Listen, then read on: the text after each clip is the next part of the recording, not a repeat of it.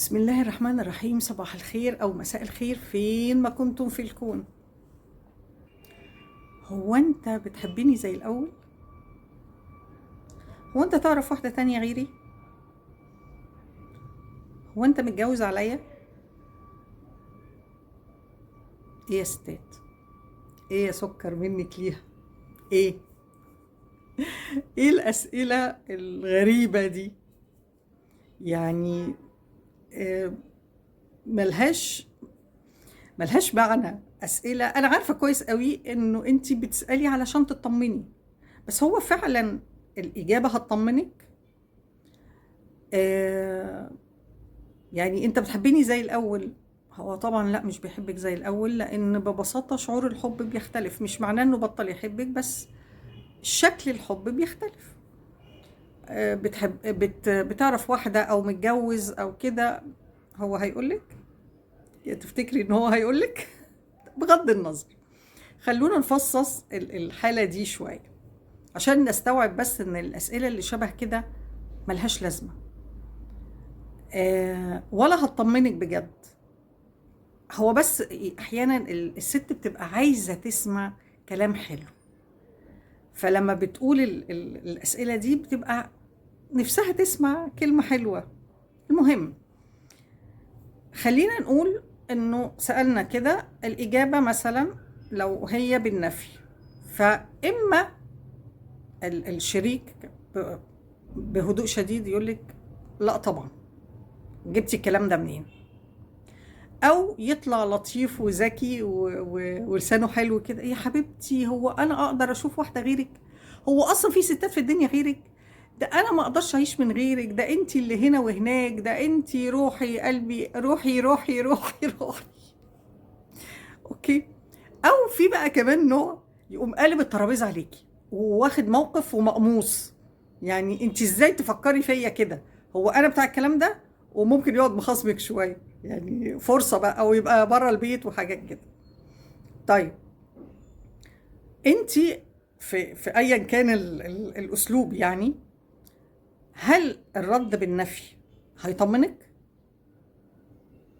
انت لو شاكه ان في حد تاني في حياته، هل لما هو يقولك لا هتبقي كده تمام، ولا هتفضلي برضو تنخوري وتدوري علشان تثبتي ان انتي صح؟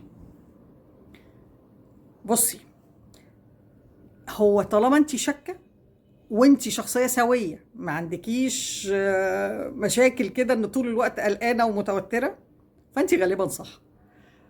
ولكن بلاش تنخوري، علشان هيحصل ايه؟ يعني انتي منتظره ايه؟ منتظرة خناقة، منتظرة طلاق، منتظرة انه يبعد عنها؟ طب ولو بعد عنها مش هيبقى في حد تاني؟ فبلاش تفتحي مشاكل ملهاش لازمة، وانت اللي هتبقي خسرانة فيها غالبا. ده اللي هيحصل. فبالتالي هو السؤال نفسه ملوش معنى حقيقي.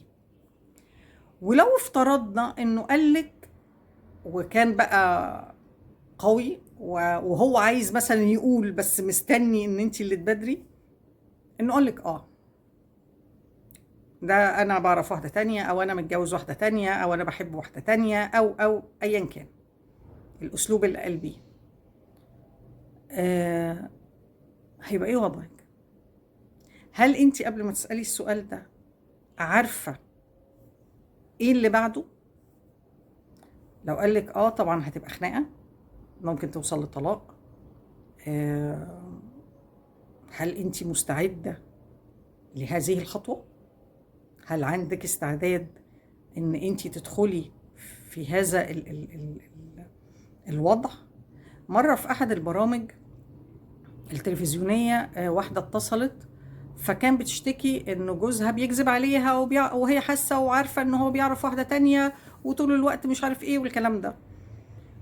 بعد ما قفلت، فواحدة تانية اتصلت قالت: بالمناسبة الست اللي اتصلت من شوية، انا بقول لها انه على الاقل ده خايف على مشاعرك، احمدي ربنا وخليكي عامله نفسك مش واخده بالك، لان انا جوزي جه دايركت وقال لي انه بيعرف واحده تانية وانه هيتجوز واحده تانية، وده شعور مؤلم، وانا اتحطيت في وضع مش عارفه اتصرف. لو كملت هحس بان انا اهنت نفسي، ولو اتطلقت فده مش كويس ليا ابدا وللاولاد. فاحيانا بيكون التجاهل او انه الواحد عامل نفسه مش واخد باله بيكون افضل كتير. عايزه تطمني من تصرفاته مش بالاسئله، وتطمني بانك تبقي قريبه منه، يعني تبقي مكفياه. ده زائد ان الاسئله دي على فكره كتير لما تتكرر كتير بتدي احساس للراجل ان انت ضعيفه قوي، ان انت ما تسويش اي حاجه من غيره. وده احساس مش حلو، مش حلو عشانك ومش حلو عشان علاقتكم. يعني لازم يحس ان انت واثقه من نفسك، ان انت بتديه اللي تقدري عليه، وان هو كمان لازم يعمل مجهود عشان يحافظ عليكي، مش بس انت اللي لازم تعملي مجهود عشان تحافظي عليه. فبلاش الاسئله اللي ملهاش يعني لازمه، وبلاش النخوره في حاجات ممكن تضايقك وتخرب بيتك.